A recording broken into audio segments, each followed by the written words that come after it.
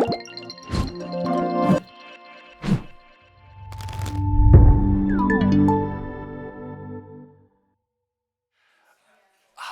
everybody. Thank you guys for coming. I really appreciate turning up. You can definitely watch the Disney stuff on DVD and Blu-ray and like 15 formats, so don't worry you're missing that. Yeah, I think Ewan McGregor's like in talks to like feature in the fictionalization of that, so yeah, you'll be fine. I'm Matthew Hawn. I am the CEO of Fictioneers, which is a software company, and I also work for AKQA Leap, where I run growth and innovation for that digital agency. And Tassos. I'm Tassos Stevens. I'm director of Coney, which is a charity making all kinds of play to spark change. And then I usually, because that's really like deliberately open, I then usually follow up with here's 3 projects that would be to give us a side of the variety of what we do. Couldn't resist, given that the big mouse is over the way. So 2011, 2012, me and a Coney team collaborated with Something Else and Player 3 and various other brilliant individuals, and somehow beats Aardman, the BBC and Disney to the Children's BAFTA for Best Interactive in 2012 for a Channel 4 Education Commission called Nightmare High. So I just want to say, yeah, thank you. And also just to say thank you so much for being here, because we were genuinely prepared to like have a good time if there was nobody here. Yeah. But at least it's a lovely chance to have this conversation and to get it recorded. So that would be enough. So all of you are like, it was like a huge bonus. And then because this was segues sort of like into what we're here to talk about, 2 Octobers ago, like Coney team. Marie Klimis, I should give a shout out for being the kind of the producer on this. We did this like incredible gig for a one-day event across the city of London, engaging 35,000 people, where although we had a decent budget, we had pretty much 4 months from a standing start to make it. And it's my confirmation of the multiverse that we're only in the multiverse where I didn't either die, go bankrupt, or be thrown out of London. And then Evergreen, which I'm going to talk to you about, is the next project that I got to make. It was basically for 1 person, 2 people, a couple, and their family. So it was such a refreshing contrast. Matthew's also a friend of Coney in the sense that he gives us money every year. I'm very grateful for that, as well as a close personal friend. So. Yeah, it's funny when this is going to be mostly a conversation between the 2 of us, and there will be some slides on the experience that we're going to tell you about, and we'll leave some room at the end for questions about how it was made. So I have known Tassos for about 20 years now, almost as long as I was married to Molly, the person that this was made for, and I met him on the roof of a tower block in Hackney, where he was leading a game of werewolf. And really too gleeful about how much we were murdering each other. So we've known each other since. I'm quite if the facilitator werewolf is like the god of the game, I'm quite an Old Testament god. You are definitely an Old Testament god. Blood and vengeance. Yeah. So which is unlike me I hope in the rest of my life. So So just to set the scene a little bit for Evergreen, which, as Tassos said, was done in 2022. That's my wife, Molly. She is a literary agent for the Bent Agency, and she represents kids' books. She has mostly done things like Angie Thomas's The Hate You Give and a lot of other really fun YA books, primarily. But when I met her, she was a big geek and a huge reader and a very big fantasy and science fiction nerd. And so we bonded over books. And so one of the things I wanted to do, because 20th anniversaries don't come up very often, was to do something that would essentially resonate about our life together and build on top of that. And when I knew that Coney does a really cool thing known as an adventure gift, and I might ask Tassos to tell you what an adventure gift is. Sure. So an Evergreen is the 3rd adventure gift we've made. And basically, it is what it says on the tin. It's a gift in the form of an adventure that is made specifically for the recipient. So all 3 so far have been basically commissioned by the spouse or partner of the recipient. The first one, which was 2018, which is called the Ulysses, I won't reveal the names of the people involved if that's okay. Was kind of like a little bit of a pilot to sort of figure out the form. Second one, which was called Turn Again, which is maybe a year later, I actually can't remember, was sort of running, okay, also realizing there's a way to simplify this. Because, I mean, there are many great companies, I would definitely cite Odyssey Works, who are friends and influencers. And Odyssey Works, if you don't know them, very much worth checking out. They specialize in making basically like bespoke experiences for one person, and that will have a transformative impact on their lives. And I'd already been doing like work like this, so even though I hadn't met them, it would have ended up here. But they're definitely still like a really important influence, and brilliance. But except I would sort of very gently like maybe offer that to be blunt, their business model is fucked. Because it costs way more than anybody can unless you've got access to a super rich network, and Matthew is not super rich, and I won't reveal the cost of this, but it's not an unreasonable, it's actually probably quite cheap. If you consider, if you're an organization commissioning an equivalent experience, it's quite cheap. As an individual, it's expensive. I'm proud to say that probably in contrast to the Ulysses, making Evergreen didn't really cost Coney any money. I didn't keep a clock on my time, actually, but I think it was kind of done with the rights. And certainly the bit where I went over was because I was just having so much fun with it. The difference with Evergreen that's key is also realize it's most fun when the person who commissioned it also really helps you make it.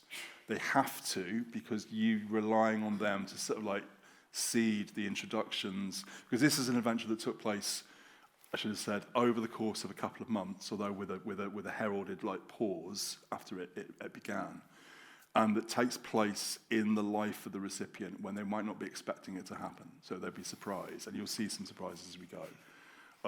And that's a good segue into the thank you. So just to kind of jump us onto the next piece. So some of Molly's favorite books, and do you guys know these books? Raise your hand if you know the Susan Cooper The Dark is Rising books. There's a few nerds out there. So this is a kid's book that's been around forever. Susan Cooper, really amazing novelist. And so the books that Molly loved as a kid, I wanted to bring that as the text to the story. That was the starting point in some ways. So Tassos and I met a couple of times over coffee and chatting about this stuff, and it starts to emerge. And Evergreen, the title, comes from a Susan Cooper poem about the winter solstice, which is great because, I'm going to go back for a second. Our anniversary is on the 21st of December. So and just to kind of quickly say, beautiful serendipity, the Darkest Rising sequence, particularly books 2 and 4, some of my favourite stuff when I read when I was a kid, and I'm about roughly the same generation, I think I'm a bit older than Molly. And we also both agree we both like those 2 books especially. So it was also like, oh my God, I get to do this as well. In the book, there's 6 signs that are collected throughout through the series. There's a bunch of objects that need to be created by the hero of the book. And there was, there was a conversation. It was also an interview, which I learned how to do. It's trying to basically get what's the useful information to find out about this person. Because the objective is to make something which is fun and exciting for the recipient and everybody else that takes part in it. So everybody feels like, wow, okay, that's part of something special. And also, really gently and carefully to place it alongside what's going on in their life at the moment on a kind of psychic resonance level, and so there's a care. You want it to have an impact, but you don't want it to have too much. And so Matthew's role in this is crucial, if for no other reason, to just help us take the best care. Which, sorry, I just actually forgot. There's one thing I should say for my own introduction, given that, TLDR, I had quite a momentous week in my life last week. I am happy to share, feeling a little bit emotionally fragile, although also in a good place, and I don't want anybody to worry. But there is a chance that I could get emotional, partly because I'm a crybaby anyway, and kind of this moved me, even though I was helping make it. So if I do this means I just need a little moment to kind of resteady myself, and it also means I'm fine, and then I'll kind of come back to the room. So I hope that's okay. There's no other kind of content warning needed for the piece. It's I hope joyful. not. Yeah. Unless you hate evergreen plants, in which case leave now. Yeah, that's true. And sorry for not telling you at the start. So part of the setup for this, this is kind of the prelude to us actually kicking this off in December, was I had to have some conversations with some of Molly's authors. One of those is a woman called Bonnie Sue Hitchcock, who lives in Alaska. And so getting in touch with Bonnie Sue was part of this story. Molly didn't know I was getting in touch with Bonnie Sue. And I asked her to be part of this. What she did was sent a letter. Actually, there's two things. She had to get in touch with Molly and said, hey, I've got this author that I love, I've met on a ferry to Sitka. And she's got this manuscript and she'd like to send it. And Molly gets really annoyed when this happens because she gets manuscripts and it's only like the first 10 pages. She's like, I can't do anything with that. So there's already going to be a little bit of annoyance, but it's the seed that kind of kicks this off. And also the important thing to say is Molly had no idea that this was part of anything other than her author regularly getting in touch. Yeah. I'd have a conversation with Molly kind of as well, but it's sort of like, and Matthew will relay what happened when she realised it was part of the adventure, about a month later after the email. Yeah, and so there was. She gets a letter from a character called Holly Fennick, and Holly is a character who turns up throughout the story, but having written this manuscript, which has some interesting echoes from the book we talk about. So this is the kickoff, and the rest of these slides you guys are going to see. I promise there's no bullet points or anything like that. What you're going to see is mostly images that were taken during the adventure, probably by me with my camera, at moments, and a few other objects that appeared. Yeah. Just one more thing on it's probably useful to kind of give you, just so you've got this kind of like framing. So. Really key then is this, I stress, fictional manuscript called Evergreen that we were conjuring, which Molly at this point believed was real, but obviously she would later realise it was fiction. And I was very happy that Molly knows me as well as Matthew almost. Really happy that the family kind of knew that it was really me making it, so they didn't panic, and they almost did anyway. We'll get to that. But and then we obviously. The size of the commission, although very generous, was not enough to write a complete novel from beginning to end. No.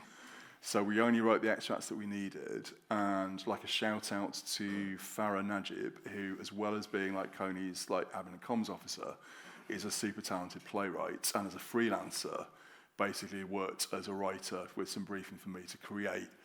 I was secretly hoping that Molly might pick up Farah for her authors at the end of it. It was if you ever need somebody to write a kind of like a fictional book, Farah's your person. So we went to the V&A Museum in London, which is one of Molly's favorite places, for an anniversary. And I said, let's have lunch.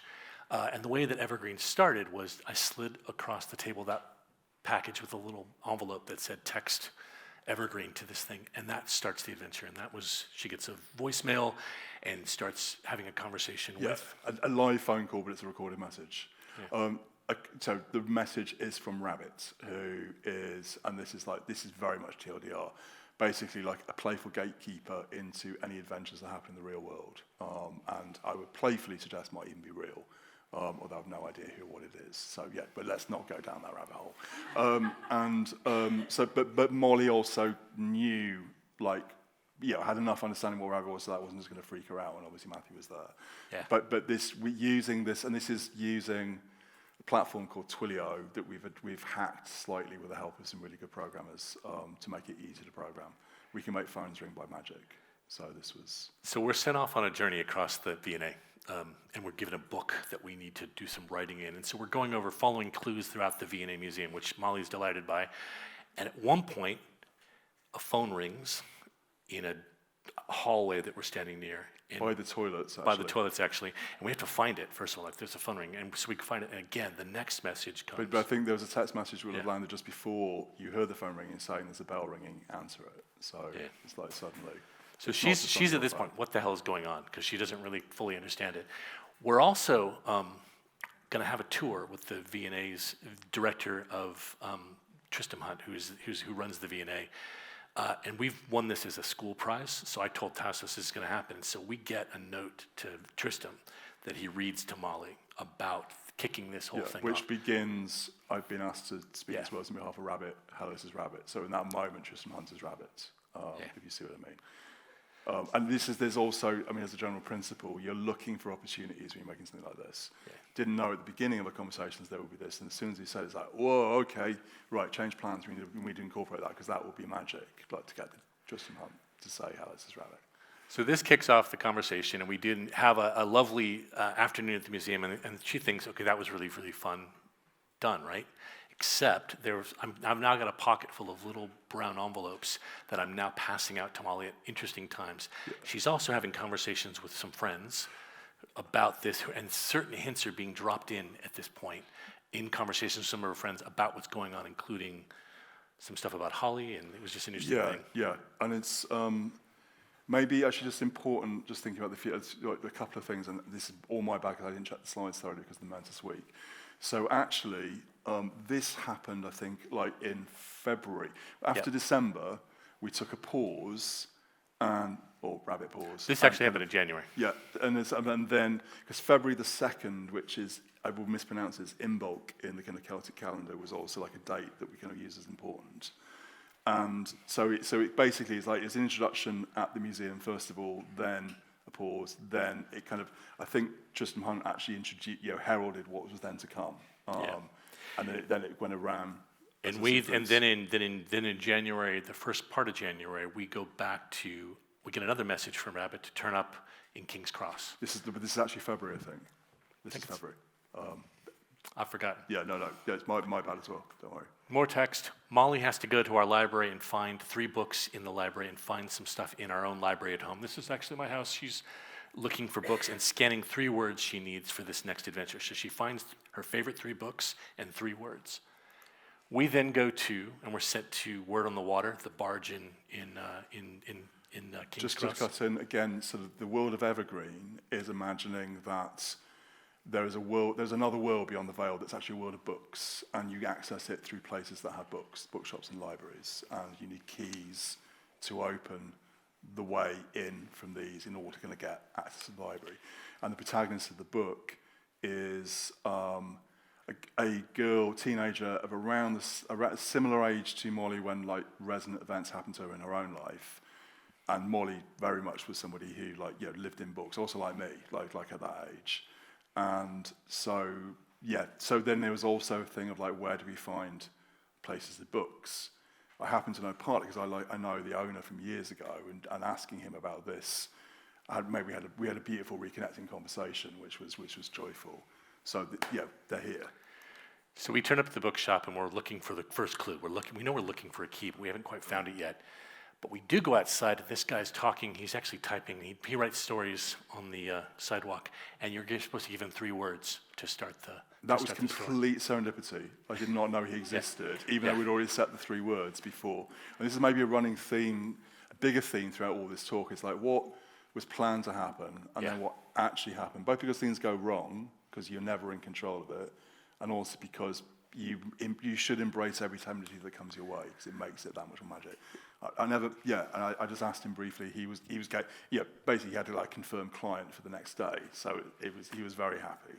So I got our next clue from this short little thing he'd written for us, and then we went running across to St. Pancras, where a phone rings again in St. Pancras. So as we're running past some phones, the phone goes off, and at this point, I was tailing them, so that's why. Yeah, at this point, the phone goes off, and it's not Rabbit this time. It's actually a very rich and evil-sounding antagonist for the story. Yeah, and he was the antagonist in the book called Gwydion, but actually voiced by Simon Kane, a shunt actor.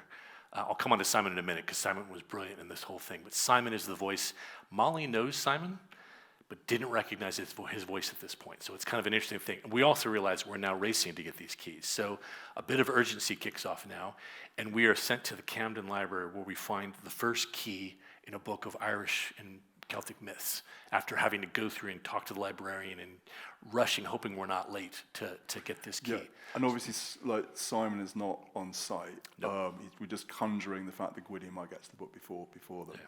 There was also a little convention that was really helpful for later that we established that in like you are like so Molly was stepping into the shoes of the protagonist of the book, and then she'd be playing out like a scene of actions like find this book, like it could be quite to the point, but we've got like the fiction running on top of it, which is when she can imagine that she found the first key on St. Bridget's page, which is her saint's day, which is February the 2nd. Also, that was a lovely serendipity. Yeah. Well, we find the first key, and it's this lovely drawn image of the key, and that kind of pauses the adventure again. We stop there again, having kind of begun it again.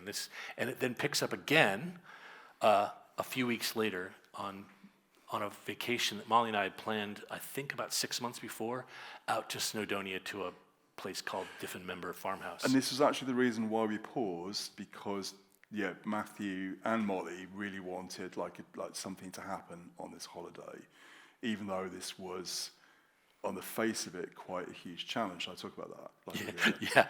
This is a farmhouse that doesn't have any Wi-Fi, doesn't have any online connectivity stuff, and we're going to an 8th century church, which definitely doesn't have any Wi-Fi. So we've got a couple locations at this point that I don't know how we're going to make it. And you haven't been there. And there's no budget to send you there. Yeah, and we're sort of like, we've already set in motion like just basic form for each of these chapters. Is basically find a key when you've got, and then things will change, and obviously, but that's the basic game of it. So I was thinking, like, they have to find a key there, but how the fuck to do this? Yeah. And if you don't mind, I might just tell the story of the planning, because and what happened, and then you might talk about the response.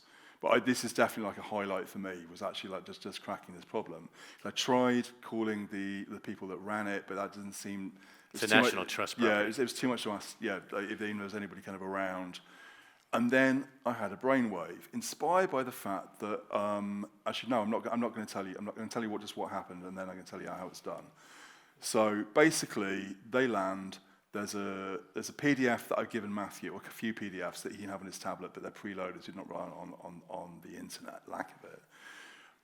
They go into the flat. They have a look and around, and they just, there's a bit of a visual clue there. There's a book of ghost stories which they pull down, but kind of I think quite naturally at one point. Yeah, my son Nicky picked it up off the shelf and thought we would read some ghost stories later. Yeah, so it's a thick book with a bunch of printed ghost stories inside it. So then they play a game from one of the PDFs as kind of family, like with one of the daughter's friends as well.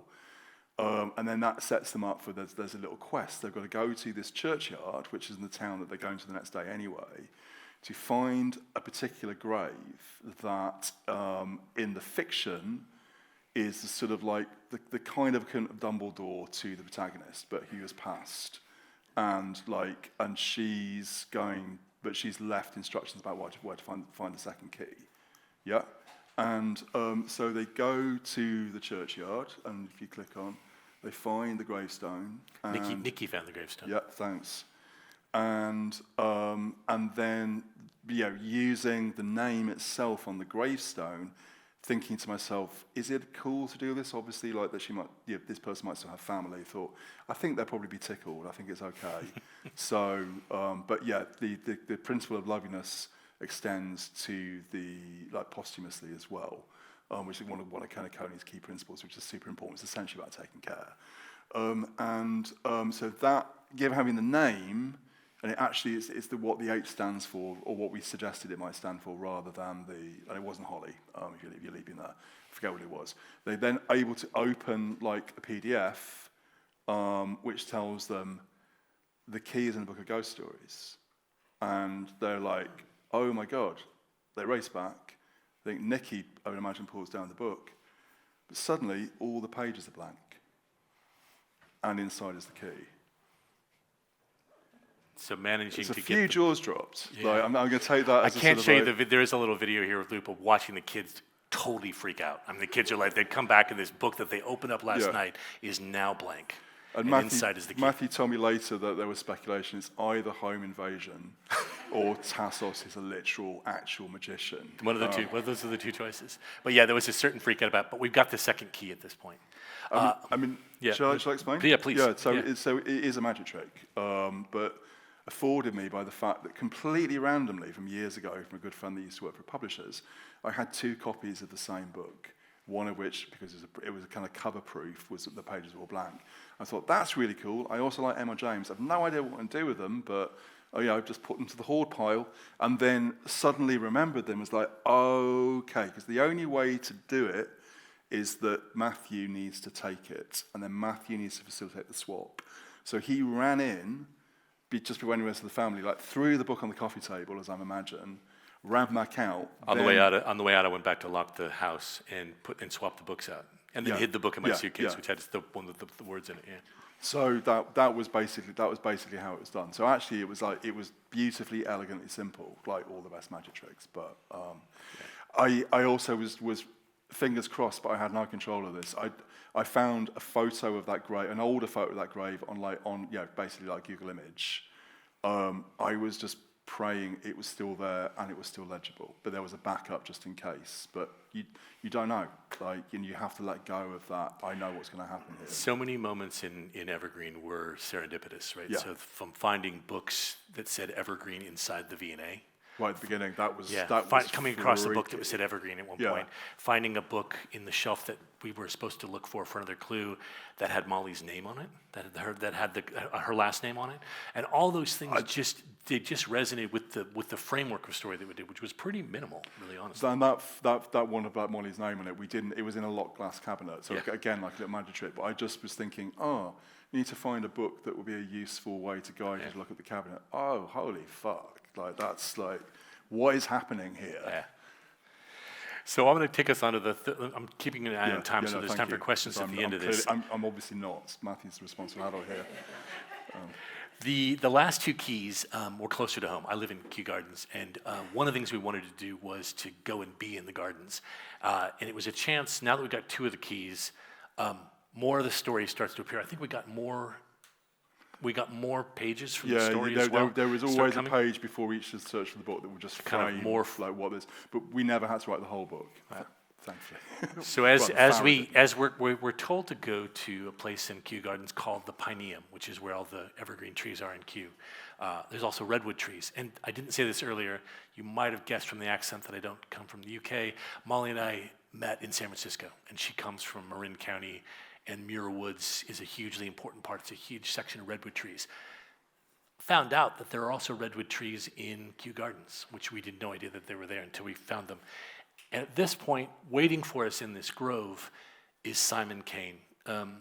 And Simon, just to really quickly say, Simon is a remarkable actor who's a friend of ours and a friend of Coney's and of me from before Coney. I know him from because he was basically a shunt associate, and I'm cheeky enough to say this.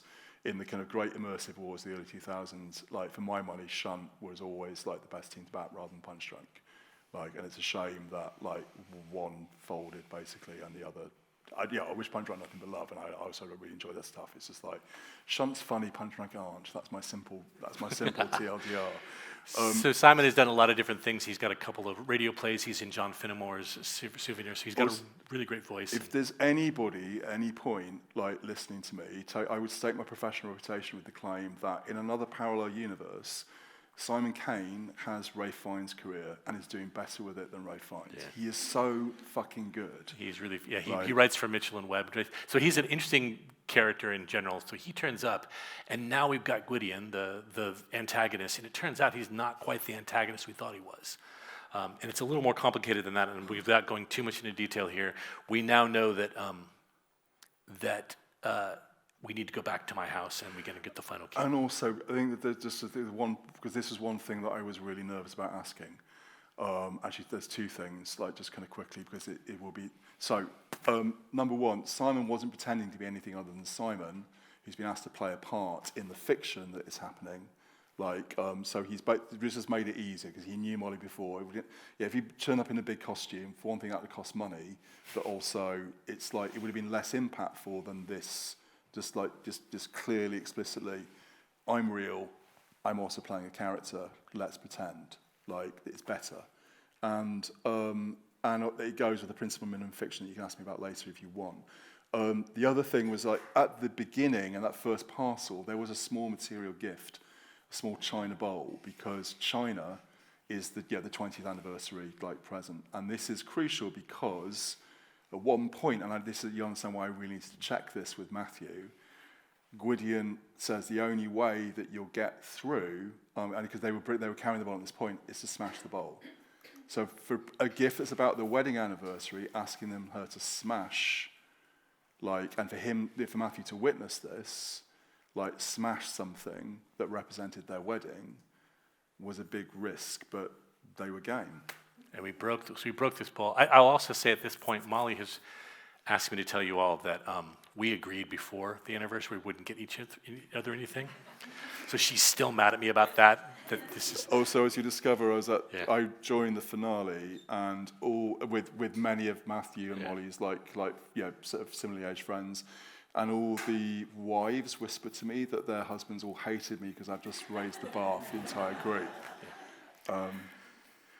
So part of the last key we get was that how do you repair, right? And so the kintsugi, am I saying it right? Kintsugi, thank you. I think probably somebody would pronounce it better. But. The concept of repairing what's been broken, right? And the idea that that's what you always have to do. If you have a relationship, you got to keep doing this. So quite an exciting thing for me. All of the keys were now together. This was the finale, although we did have the finale that we had a party for some friends. But at the party, there was actually the fourth and final key. That's right. Because it was the evening after the Kew Gardens in the afternoon. Then took Molly and Sterrett. Sorry, just because the emotional, the bigger psychic resonance is being back to what happens next, which is why I was going like that. I'm back, I'm fine. As I said, I'm fragile. So basically, the last chapter was kind of a bit going back to the beginning, where the protagonist is now. I might be misremembering this even, but this is authentically true to the gist of it, even if it's not factually true. Basically, she's passing it on, and she, in the same way that her mentor, he was in the grave, puts a hand on her shoulder. Molly and Sterrett played a little scene where the protagonist now is, but it was more complicated than that. I think Sterrett was also the protagonist, but it was also a kind of basically so that that Molly is passing it on. In part because I think it's okay to say this stuff. This is at a point for the family where Sterrett was about to leave the family home to go to college, and obviously that's a really big kind of ruction. So I also wanted to do something that could hold that. And this was. There was also a lot of tension in the house at the time because teenage girls. Just to be clear, and that tension between mother and daughter was also something we were playing out. And I wasn't aware of that. But yeah, it's fine. But I think that some of the point I want to kind of make here was that the fact that my family got involved in this story and it actually started having resonance was really the point of the memory we were trying to make. This is the last slide, and I just want to kind of wrap this up from my perspective by saying, when we set out to do this, I thought it would be a kind of a fun thing to do one of the Coney adventures with my wife. That'd be fun. We've done them before. We did a couple. She had a great time. She's a big immersive theater fan.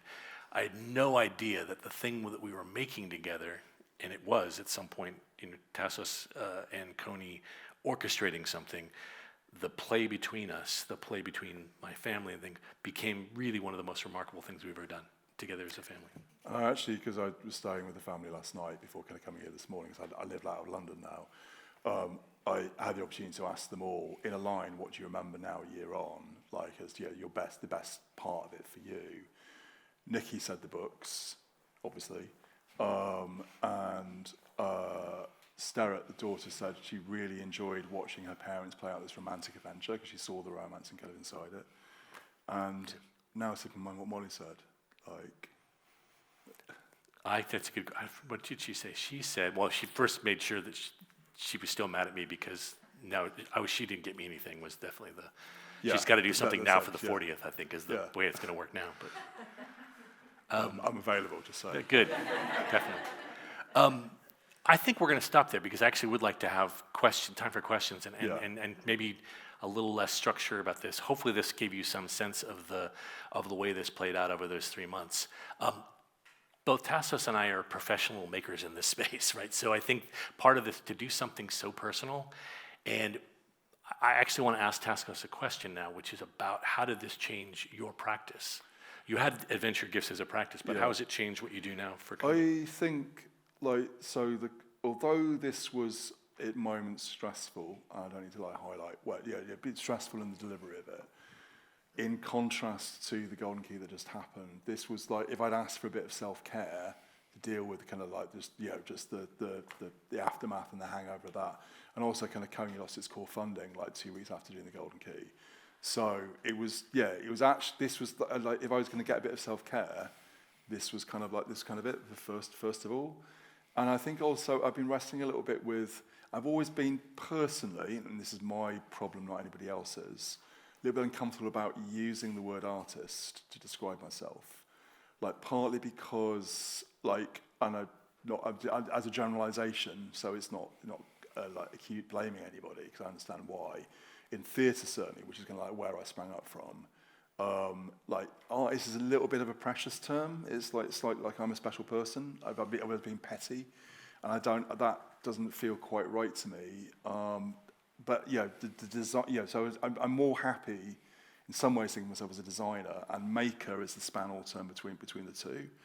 But I was kind of been reflecting recently that like I kind of want to kind of find more of the gigs where the arts, which is kind of, I maybe now got a working definition it's about being, and because I do storytelling work outside of Coney, which has always been kind of quite personal, and like using my own personal, events of my own personal life as then springboards to create space which the audience can resonate their own experiences in their minds. That's the purpose of that. So it's like, to challenge, you're kind of tapping something, that like personal and being able to kind of put that to share, to resonate, together with the designer who is like essentially thinking about the audience first. Like they don't really come into it and they'll let go of it and script it up. Whereas artists are kind of quite attached to the material. And I think it's just like Evergreen is I think a perfect example of like both the art of what I do and the design of what I do. And it's been really lovely, both doing the gig itself, but then actually having this reflection on it now. It's lovely to think, this is actually kind of like this is not necessarily everything just like this, but I would like me and Coney to do a bit more stuff like this.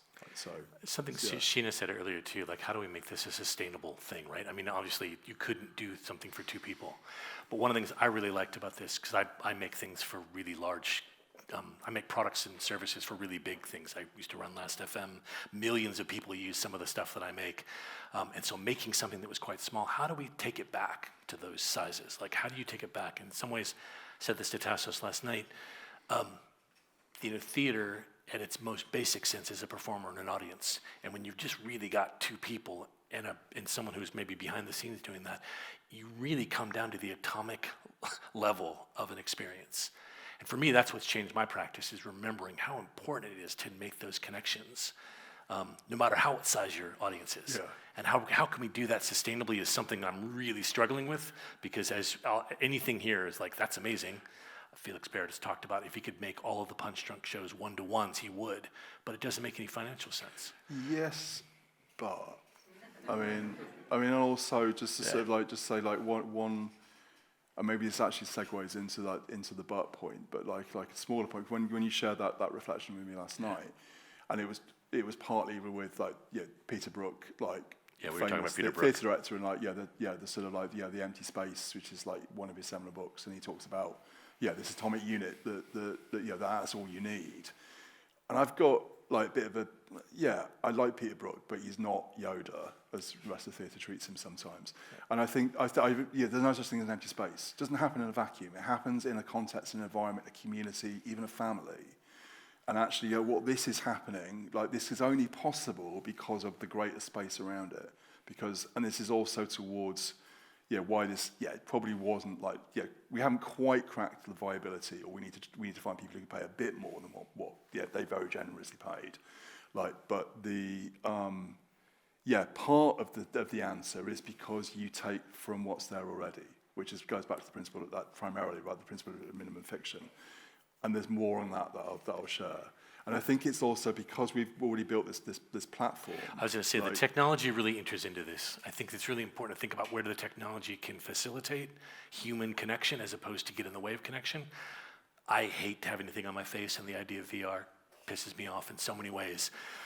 But the idea of actually using technology the way that we saw it used as a magic trick that kind of appears exactly at the right time is a really interesting way of using technology. And really the affordance on the tech here, and this has been generally true with like all of kind of Coney's stuff, like it was an accidental digital strategy, which was basically don't use it unless you have to, first of all. And secondly, recognizing the power of being able to like bring people and connect people wherever and whenever they are in relation to us. Like, because just through the simple thing as if you can get a waiter, that's happened in the Ulysses, to turn up and deliver like an orange-based cocktail with a little envelope that I dictated to him over the phone about an hour previously, like with something to text and then something unfolds. It was quite simple in that section. You've got a power, but to make something which is genuinely as exciting as an adventure, but that costs the time that it took me to research the bar, having been supplied that by the commissioner. The bar was in LA, by the way, and then just going to call the bar and go, I've got quite an unusual request, but you should see me slipping Christian Hunt an envelope that had a thing on to ask him to read it. Was also kind of fun. But the beauty of this, obviously, if you pitch it right, is you're kind of asking somebody, would you like to have the opportunity to take part in something which is going to make somebody else feel really joyfully happy? The number of people who were so excited in this project, everybody who got to do something was so excited to be a co-conspirator to this and sad they couldn't see it, right? So people are always willing to be drafted into these kind of stories. And it's always, and you obviously you never ask too much. It's always basically like, will you deliver a message? That's pretty much it. Yeah. Like, and you can do that. I want to say like how short notice, not on this one, I reassure you, how short notice that has been set up sometimes when we've done.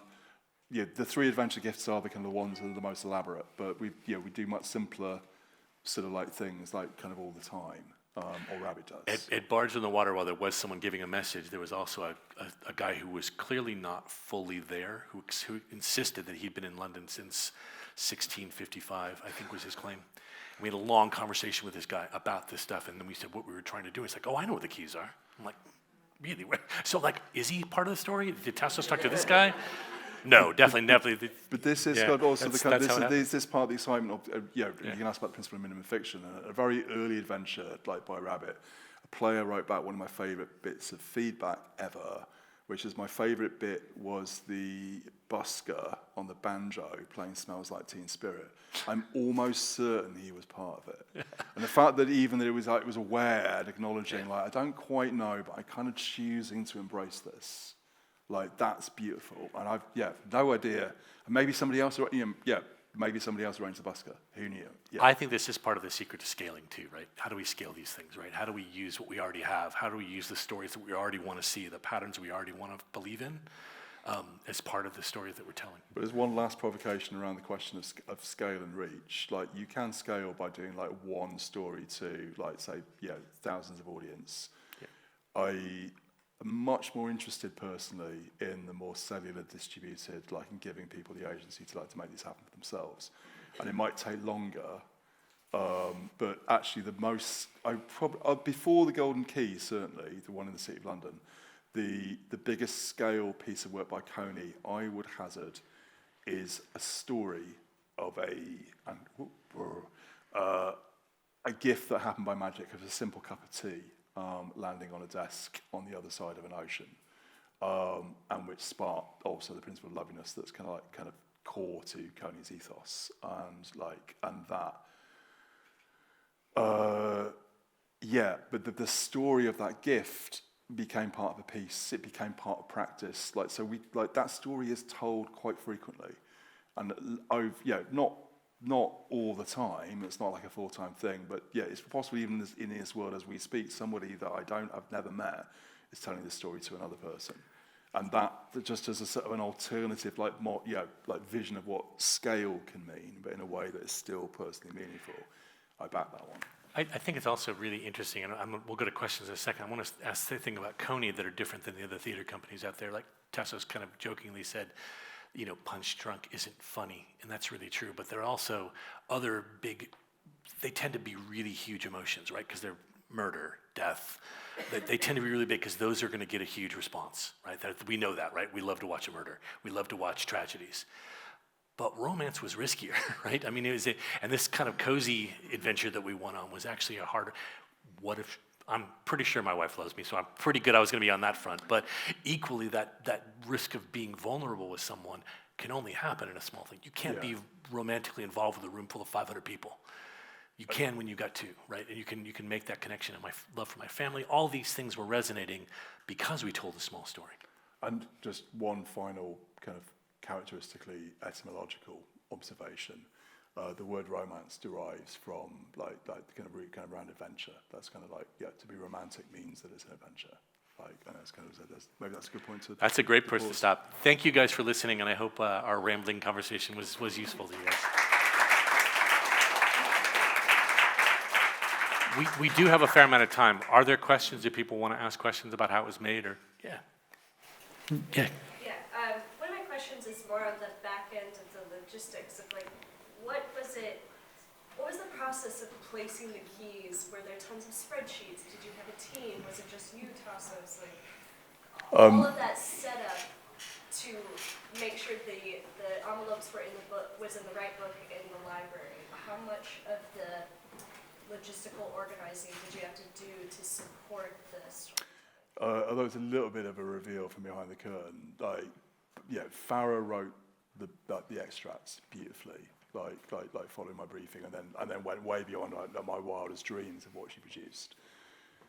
Otherwise, my only collaborator on this was Matthew. Because the Coney team, we deliberately work across different projects, with the networks of makers, never the same team twice. We're not defined in that way. It's kind of you kind of. That gives like a flexibility. They were. I got a handful of envelopes that had things to text, which were set up a little bit in advance. So you had to set those up. Yeah. But a lot of them were just in case, right? There were a lot of things, and I had a pocket full of things. If I thought the thing was going one direction, could I redirect us that way? I was still surprised by a lot of this stuff, by the way, which I think is another magic trick of this was I didn't know what was going to happen in some of these, but I knew I had to keep the story moving a little bit, but I didn't know where the story was going. And I guess in a way, and so it's actually it's actually a really brilliant question for the reflection. I've not thought this thought before.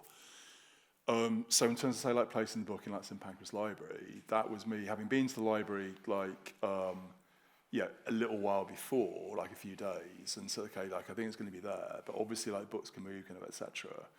I had to write as if it was going to be there, but prepare a contingency in case it wasn't, and then go as late as possible just to be sure that it would be to place it. That was when we almost had to use the clue. If we were stuck, there was a way to get unstuck, right? And I had those in my pocket, hoping we weren't going to get stuck. And thank God for last minute. And it was also a relief because the Hawns knew that it was me. So not being seen. Yeah. I could step out from behind the curtain and it wouldn't break it. We'd always set up as a convention. And I think but then part of the reason I'm able to do that and stay generally emotionally steady is because I've got 19 years of experience of doing adventures like this. I think it's 19 years ago, the first one.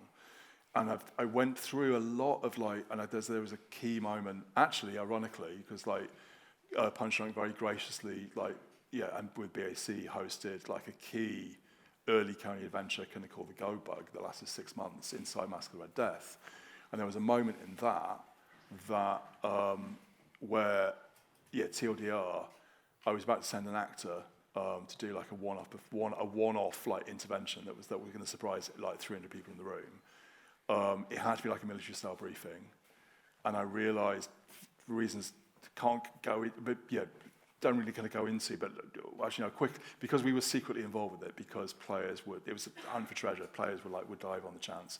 It was it was inside the Mask of the Red Death. Yeah, and I had to be secret, because so that nobody, because I didn't want to get basically people turning up my house, which they probably would have done by that point. So I was thinking I can't go in there because my face is going to be going, I hope this is working, and then they'll spot me. So within about I hadn't had a minute to do this processing. It's I basically called a taxi, got in a taxi, and went home, and just texted the actor to say, just text me in the morning to tell me how it went. Good luck. And just that, I felt like I was burning something inside me, which was trying to hold on to any kind of control of what happens. You cannot control it. And the only way you can try to control it is by imposing all these like structures which make it less human and beautiful than what it was originally. So let go. Like trust in whatever bigness you want to, the serendipitous will happen, because then, in a way that doesn't within these big structures, they just start sparking. It is like magic, and you didn't do it, and it's even better for that. It doesn't cost anything. Yeah. Like we should jump to another question. Yeah, sorry, I'm going to you keep going on this, and I love that was a good train of thought, but thank you. Let's. It's like an idea or comment, because I was also thinking how to make individual experiences sustainable. I think commercially it's very hard to get it, tickets covered. Even if you think of it as an artistic research funding project, even they have, if you tell them, give us funding and 8 people will be affected, they will not give you the funding. But what I've been thinking about cascading. What if we design this experience as a social impact? So whoever goes through it has to do something with other people. Maybe they have given a toolkit, so it kind of ripples. So I know it's hard to deliver, but this is something can that then be funded by Arts Council or something, promising cascading impact? Just one quick example of that Odyssey Works did. So a festival commissioned them, like in New York, to make something for a celebrity author who was then going to write about it. So there's a document of it that could then also be sold. But they sold tickets to public audience, obviously briefing really carefully, because the recipient had no idea what was going to happen. Where basically he was going up onto Brooklyn Bridge to throw a bottle into the river with a message to an old mentor, and then there was probably about 200 people, all who were all the public audience, had been basically briefed to do the same actions, the same ritual with whatever meaning they chose. So they are adding to the impact for him, but they've paid, and then obviously they get, after that, they will get a kind of a talk through from Odyssey Works about this is what we did. So that's another, but it was just sparked by that, which I think is really smart observation. It's one in the back. I think this person in the front was first, if that's all right, and then we'll jump. I'd love to know about the telephone stuff. So the phone's ringing in these public places, and I guess your digital text system. Can you tell us a little bit more about that? It's a commercial software called Twilio that powers it. We first of all, as a basically a thank you present from a player of the Goldbug, who that changed his life. He was, and including sparking him, because he was also at that point head of IT security at a major merchant bank, and was obviously a decent programmer. So he started for shits and giggles, basically fucking around with Twilio to see whether he could make phone boxes ring, and then got in touch a couple of years later because we put a shout out, for people who knew phone boxes. So actually, I've got something, and I basically want to give it to you. It's Twilio. It's Twine. That's the other thing, but just in terms of the ringing phones. Yeah. And then we got a programmer he built it for love, but it got a bit gnarly when it got beyond his code grade, as it were. And then, but we've then basically hired a professional programmer based on his brief to remake it with his blessing. And then we also have hacked Twine, which many of you know, which is an open source software, and I really should pay that man's next coffee. But at least for the next 10 years. And we've hacked that. This is kind of quite easy to make it more one instruction at a time, press a button, the next thing, and to use audio and captions. And with a template, literally I could make some of the Twine bits that might be a 40-minute experience, I could make those in about 90 minutes if I had all the assets ready. I can just drop them into a template. And it's a nice segue towards... Yeah, the thing that I'm making Fictioneers is actually a tool to do that, to do what you're talking about. So we used it with Aardman Studios to make something called the Big Fix-Up during lockdown, which was a mobile phone app, but it's a similar concept. It's just how do you sequence a bunch of story? And how do you make sure it's very personalized for everyone? So that's one of the things. And it's not an app to download. That's the key thing about app-like experiences in browsers. Like that's. We're now to the point now where the technology is getting good enough to be able to create that kind of a sequence. And this is where I do think you can create the cascade that he was talking about. And because you know all the players who are playing the game, you can make sure you feed the content at the right time to them. And I think it is kind of the next problem to solve, I think, to scale this stuff. I just wanted a bit more on the rule of minimal fiction. Hello. Principle of minimum Hello, fiction. podcast. If you, So a question from the floor, in case it wasn't picked up by the mic. It's the principle of minimum fiction, which I alluded to.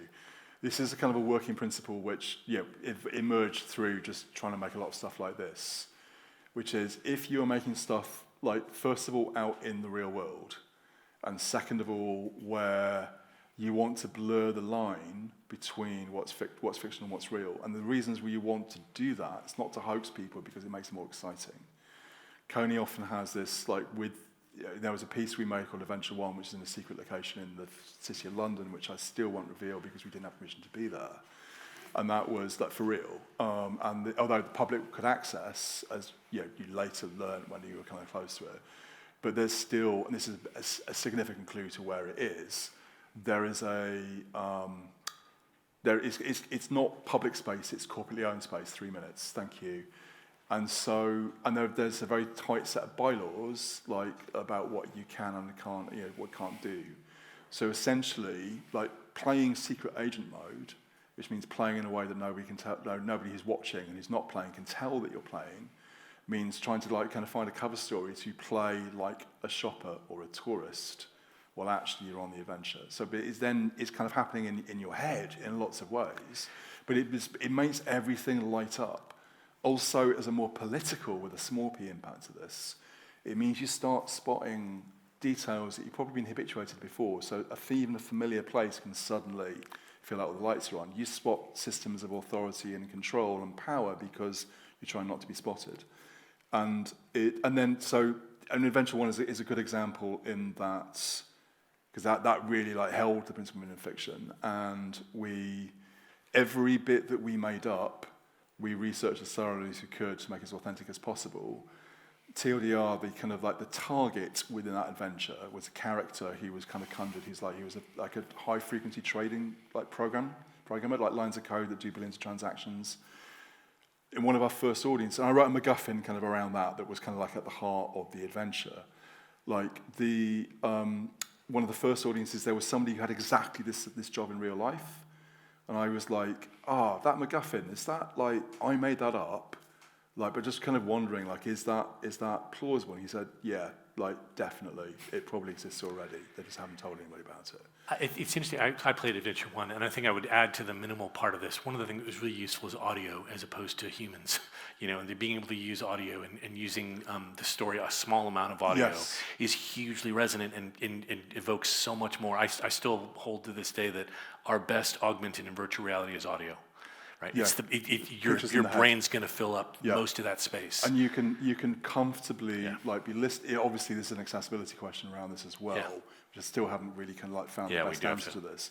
But it's if you're somebody who finds it easy to hear, you can be listening to like a fiction or a minimal fiction or whatever that is overlaid on reality, and you can pay attention to both of them pretty equally, in a way that anything that asks you to use your visual attention, VR, with one honorable exception of the Royal Opera House, VR sucks. Thank you guys so much for the questions and for attending. I really appreciate it.